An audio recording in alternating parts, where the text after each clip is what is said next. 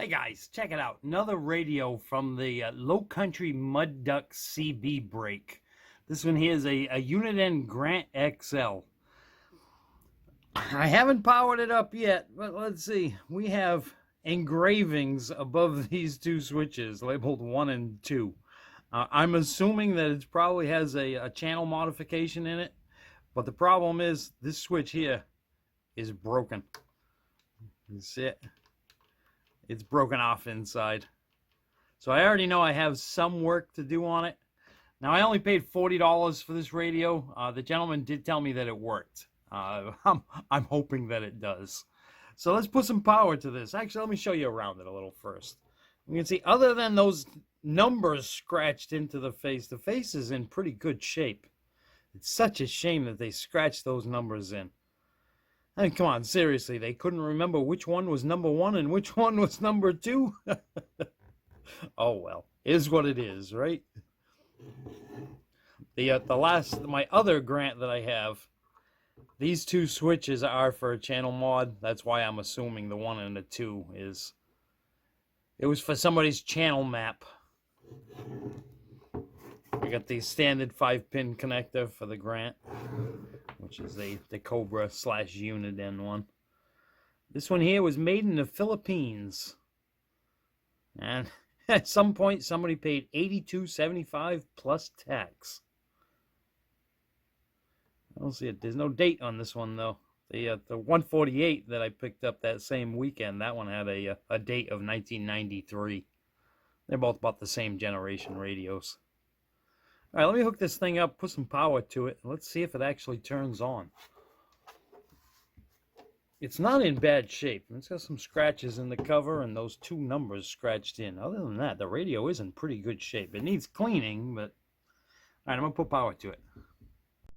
Power's hooked up. What you guess is, what will it do? It'll turn on and receive right away.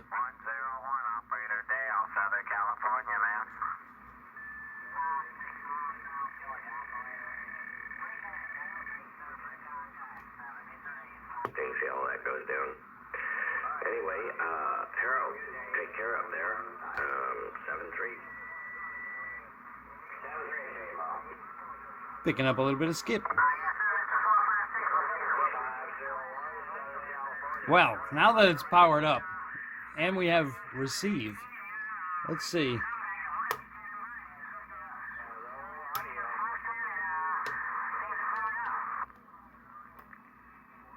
Well, those switches are still original. Why would somebody number them? It's not even for extra channels. Watch, the bright dim.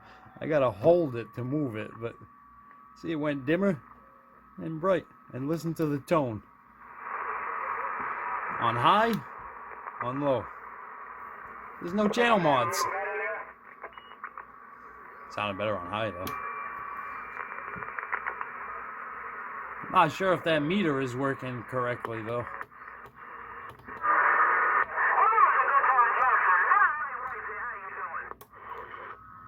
Well, maybe it is. We just needed to go where there's some strong signals.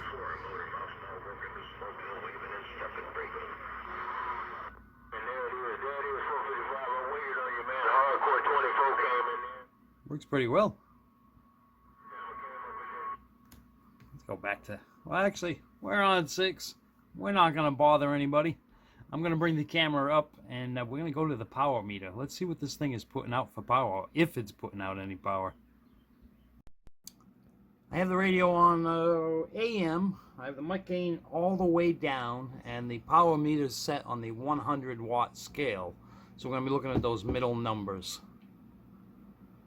Yeah, it looks like we have a dead key of just under 3 watts. All right, I'm going to turn that mic gain back up. Let's see what it has for swing.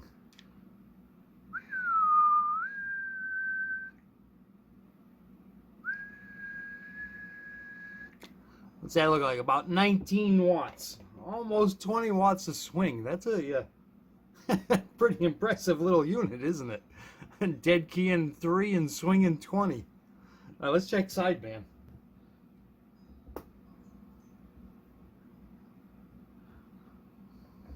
Mic gain is all the way up, and I'm using a stock microphone on it. I give it a whistle into the mic. Looks like it's doing a little less on sideband, but it's still doing pretty good. It looked like, what, about 17 watts?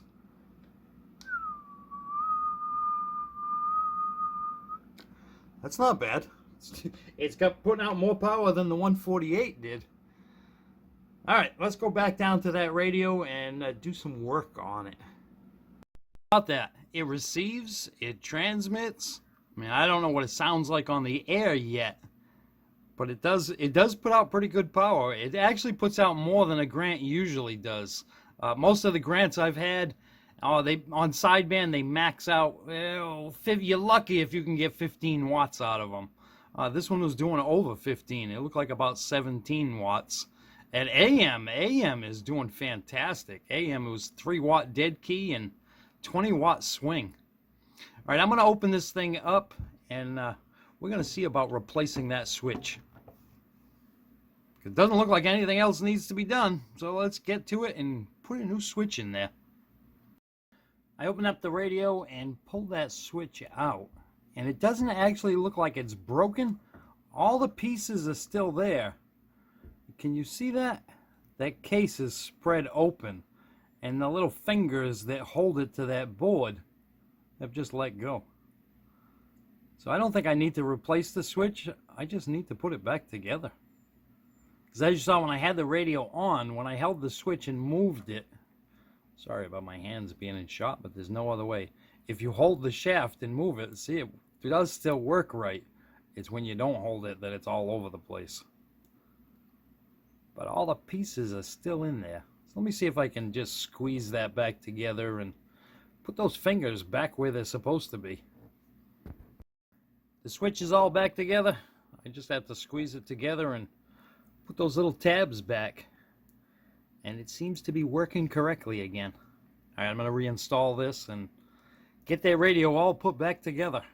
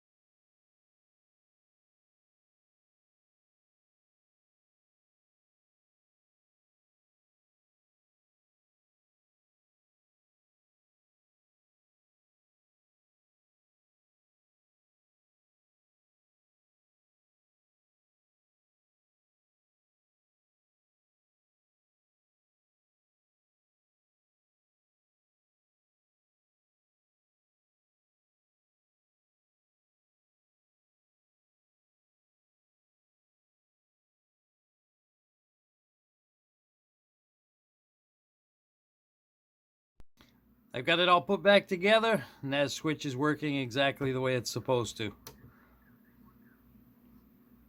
I still don't understand why they scratched that 1 and 2 in there, unless that was to identify the radio. I don't know. I thought for sure it was going to be for a channel map, but there's no signs that this radio was ever modified. Alright guys, that's it. That's my $40 Uniden Grant XL. I picked this one up at the Low Country Mud Duck CB break. It was a good time down there, and oh, I got some fantastic deals. I still have a few more radios to show you guys. Alright, I thank you for watching, and I'll catch you next time.